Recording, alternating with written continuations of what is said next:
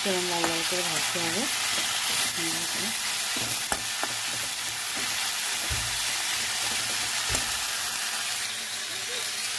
দিয়ে দিতে হবে।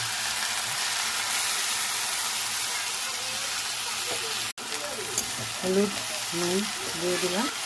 শুকনো শুকনো হবে, জল ঢেলে সেদ্ধ করতে হবে অল্প। এই জল মাখো মাখো হয়ে যাবে যখন, তখন দেখাবো।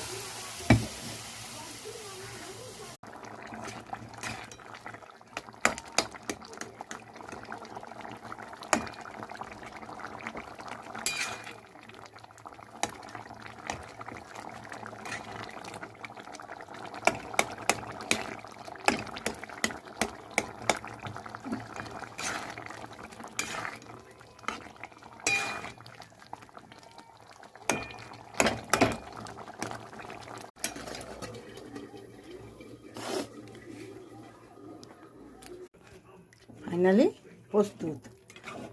পোস্ত দেখছেন কেমন মাখো মাখো হয়ে গেছে।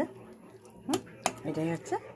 এবার এটা হচ্ছে কলাইয়ের ডাল বা মুগের ডাল বা মুসুরির ডাল, যে কোনো ডাল দিয়ে আপনি পোস্ত খাবেন, খুব ভালো লাগবে।